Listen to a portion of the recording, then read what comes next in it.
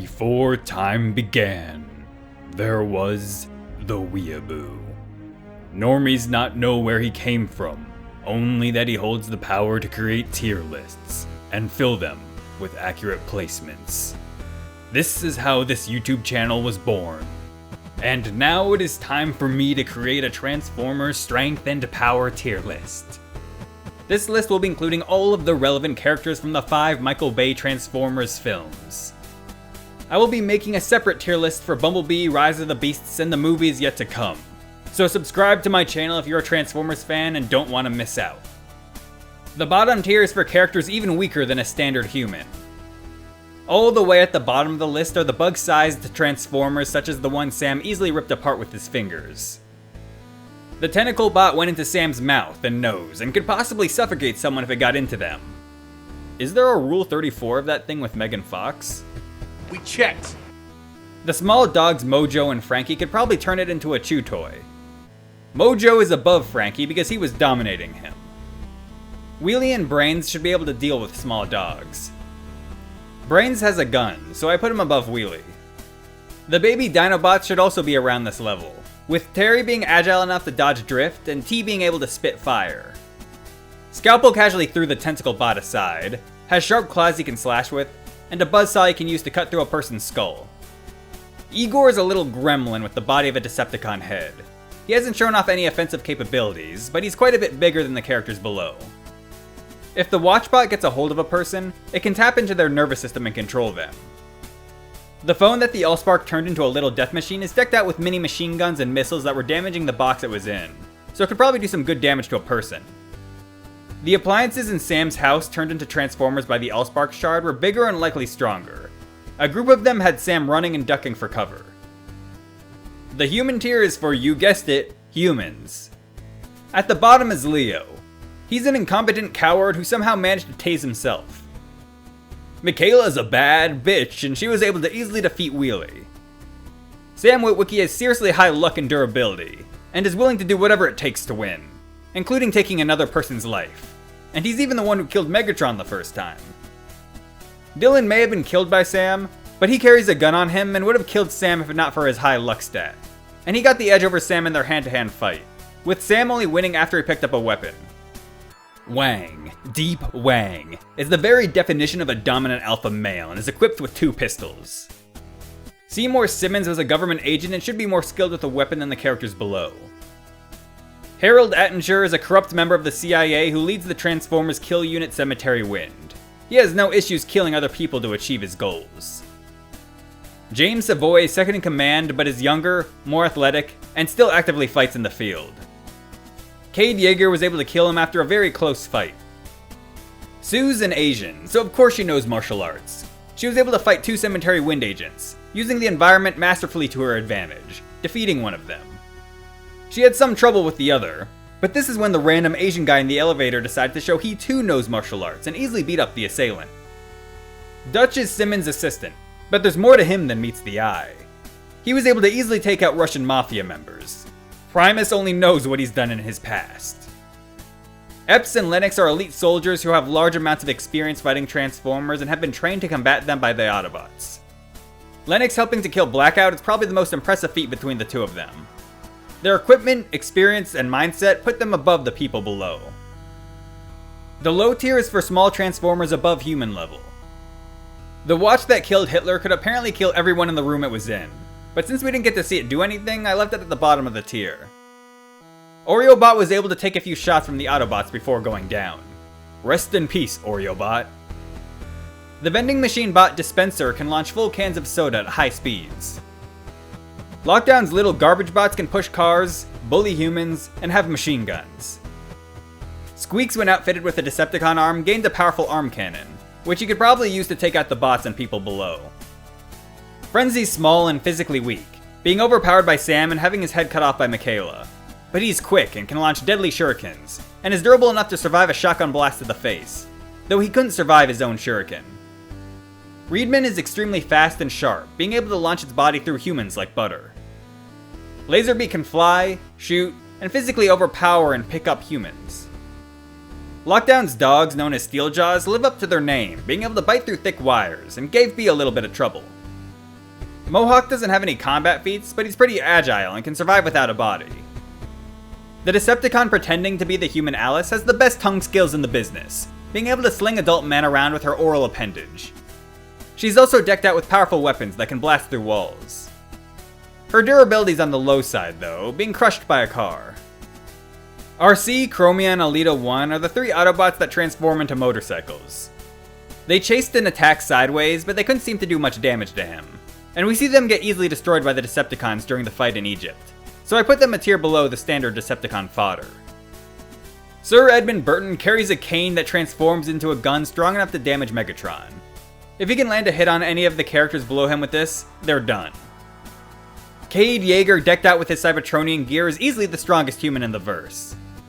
With his sword gun, he could kill Lockdown's goons and even annoy Lockdown himself and not get instantly killed. In the last Knight, he gets a talisman that protects him from bullets and turns into a sword he can use to block a strike from a Transformer Knight.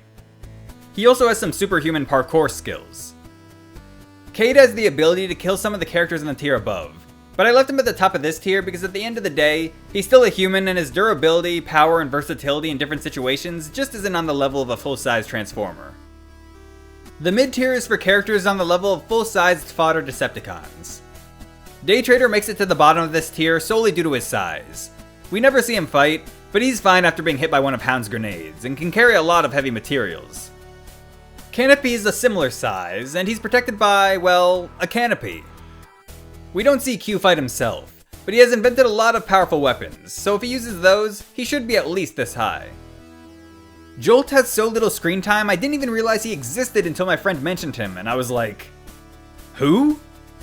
He's seen fighting in Egypt in the background, and he can shoot out electric whips, so maybe he can shock his opponents with them. Mudflap is surprisingly durable, being able to survive being sucked into Devastator's vortex of doom, and was strong enough to punch through his face. His twin Skids was a bit stronger than him, winning the fight for who gets to be the green car. Lockdown's minions, known as the Shadow Raiders, didn't do anything besides get killed by Cade, but based off their size, they're likely around the same level as fodder Decepticons. Even fodder Decepticon soldiers take coordinated strikes from trained military units to take down. Epps and his group of soldiers trained to fight Transformers were sent running by just one. Sideways is essentially your standard Decepticon soldier after taking an Audi R8 as an alt mode. He was too tough for RC and her gang to take down, and too fast for the twins. Dreadbot could easily rob banks and kill humans, but as soon as he had to face a bigger opponent, he was eaten by Grimlock. Scrap Metal was the little one, ripped apart to become parts for Megatron, so he's obviously low tier when it comes to full-size Decepticons. Ravage is small, but he's fast and deadly with powerful weaponry. He was able to damage Bumblebee, but was quickly killed by him. Cogman may be shorter than an average human, but he's incredibly strong, being able to break the finger of Crosshairs, launch himself out of a sub, catch 2 fish, and beat them to death. He's equipped with a mouth missile and a finger gun. Scorponok was able to take on an entire army squad, was hit by a missile strike and an AC-130, and still survived. He has powerful claw cannons, a tail he can use to skewer foes, and can bury underground to surprise attack his targets. He used this ability to surprise attack Jetfire and rip off a good chunk of his parts before getting killed himself. The high tiers for Transformers a level above the standard fodder. Longhole and Mixmaster are the two who ripped apart Scrap Metal. Mixmaster is also seen destroying tanks with his cannon and blocking their incoming shots with his shields. Onslaught is of a similar build to Longhaul, so he's likely around the same level. Hatchet was the first of the 3 Dreads killed, going down to a combo attack from Dino and B. The other 2 Dreads, Crowbar and Crankcase, were able to give Ironhide and Sideswipe a little trouble before getting killed. The Wreckers Leadfoot, Topspin, and Roadbuster were able to rip apart Decepticon soldiers and had powerful machine guns that were able to help damage Shockwave. Dino helped kill Hatchet with his grappling hooks and has sharp blades on his arms you can see him using to take down a Decepticon. Jazz is small and agile, being able to give Brawl/Devastator a bit of trouble, but he could only give a bit of himself to Megatron. Barricade was strong enough to give B a fight in the first film, knocking him around a bit, but he was defeated relatively quickly. Rampage gave Movie 2 Bumblebee a longer fight and was one of the Decepticons there during Megatron's revival, which scales him a level above Scrap Metal. Soundwave fought Movie 3 Bumblebee, and his sonic cannons have the most destructive force in this tier. He controls Ravage and Laserbeak, so he would logically be at least a tier above both of them. The elite tiers for Transformers that can take on large groups of weaker forces, have powerful weapons, and or are extremely skilled. The Iacon Knights are large, can take a lot of punishment, and knock around a weakened Optimus a bit. Their lack of ranged weaponry and ability to transform on their own keeps them at the bottom of this tier. Jetfire is strong enough to quickly dispatch both Mixmaster and Scorponok, but he's extremely old and falling apart, which allowed the smaller Scorponok to rip parts of his body off. He can fly due to his ult mode being a Blackbird, and he also has the ability to teleport using space bridges. Nitro Zeus is also a plane, but he isn't falling apart. He was able to knock Prime and B over with a missile strike. Crosshairs has powerful guns which can blow back Onslaught and destroy Transformer fighter ships. He's extremely accurate with them, unlike Soundwave, who could also destroy those ships. Ratchet's the Autobot's medical officer, but he can also bring the hurt, cutting off Brawl/Devastator's arm with his buzzsaw and shooting him off his feet. He's also pretty durable, taking missile and machine gun fire from Starscream, and a face gun shot from Lockdown. Sideswipe easily killed Sideways and seems to have better reaction speed than Ironhide, as he told him to watch out when the Dread threw his spiked weapon at him, and the attack still landed. And then Sideswipe proceeded to block one himself. Despite this, I put Ironhide higher, as he's clearly the stronger of the two. He crashed head-on into both Dreads at once when they were all in their ult modes, and Ironhide was fine, while the two Dreads were injured. He's the one who ended up killing both of the Dreads in that fight, with Sideswipe actually getting knocked back by one of them. Ironhide is the Autobot's weapons specialist and has some of the highest firepower of the Autobots, even being able to launch himself in the air from the power of his own cannons. Like Ratchet, he's also taken fire from Starscream, and was fine after getting hit by the blast that blew Bumblebee's legs off, though B might have taken the brunt of that explosion. Brawl/Devastator has a name confusion because he was initially supposed to be called Brawl, but in the movie he calls himself Devastator. But in the next movie, the real Devastator is also called Devastator! He turns into a tank, and just like a tank, he has a lot of firepower and is extremely durable, taking on Ironhide, Ratchet, Jazz, and B, with the Autobots having help from the US military. He's slow and doesn't kill or severely wound any of the Autobots, so I kept him at this spot. Bone Crusher was able to give Optimus Prime a bit of a fight, which I find more impressive than anything Brawl/Devastator did. And a Decepticon with the same CGI model as Brawl/Devastator was seen getting one-shot by Prime in Dark of the Moon, but using that as an argument to downplay Brawl/Devastator is questionable. A Decepticon with the same CGI model as Bone Crusher was exchanging fire with Ironhide in Revenge of the Fallen, which backs him up being placed in this tier. Stinger was made to be a better Bumblebee, and was seen beating B before the Dinobot stepped in. He then had a decent fight with B, even though the Dinobot strafe was helping the Autobot. Stinger should scale at least relative to B during Age of Extinction. Drift is a master samurai and a weeaboo such as myself. He cut through Decepticons like butter, and even got the better of B in their scuffle during Age of Extinction, so I think it's reasonable to put him above Stinger.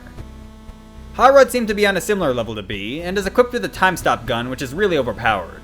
If you look carefully you can see him flip Nitro Zeus, and he claimed he was better than Soundwave and Shockwave, so he's probably a bit biased.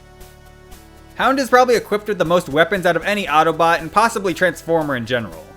He used his vast arsenal to take out large numbers of KSI Transformers. He is also extremely durable, taking a bunch of hits in that fight and even survived a direct cannon shot from Megatron. In the last night he fought Megatron for a bit, but he would have been killed if Hot Rod didn't stop the time. The Commander tier is for extremely large Transformers with high amounts of firepower that make them almost unstoppable forces. Demolisher's a big boy and was mostly unaffected by large amounts of military fire. He demolished everything in his path, and it took Optimus Prime to take him down.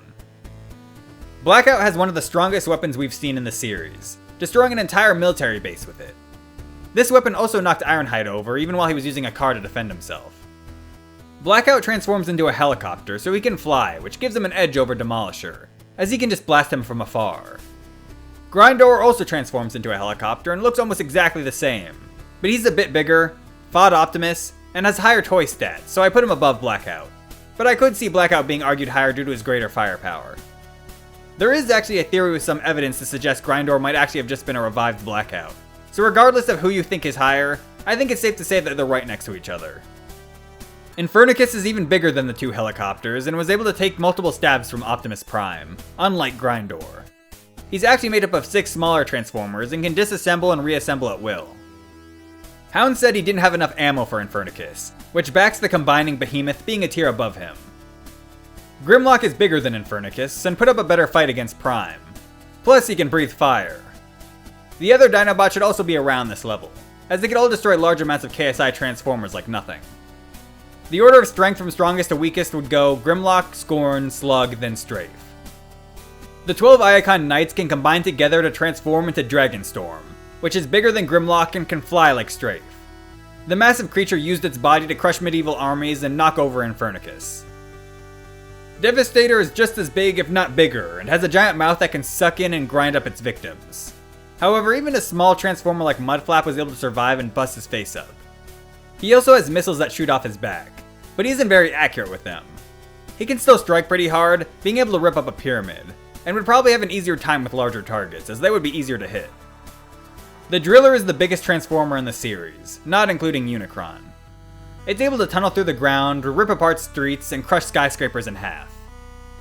Starscream is the second in command of the Decepticons, and since the Decepticons value strength more than anything, and Starscream likely didn't get the position due to his intelligence, I think it's likely he achieved this position through his power. His feats back up this placement as well. He is able to get the better of Ironhide and Ratchet at the same time, and his jet form gives him aerial superiority as well as making him one of the fastest Decepticons. Like I mentioned, he shot B's legs off in the first film, and he had him running in Egypt during the second. He was able to fight back against Prime a bit and survived unlike Grindor. He's pretty durable, taking multiple direct gunshots, punches, and sword slashes from Prime. He's also essentially Megatron's personal punching bag. Starscream's overconfidence was his downfall though, as he managed to let Sam kill him with Q's technology. His speed, flight, and firepower are just too much for the characters below. If the Autobots didn't get off the Xantium, Starscream would have likely killed every single one of them. Bumblebee has one of the best track records in the series, defeating Barricade, Rampage, Ravage, Soundwave, Stinger, Nitro Zeus, and a whole host of fodder Decepticons. Despite his small size, he has incredible strength, being able to yank a large boat right out of the water.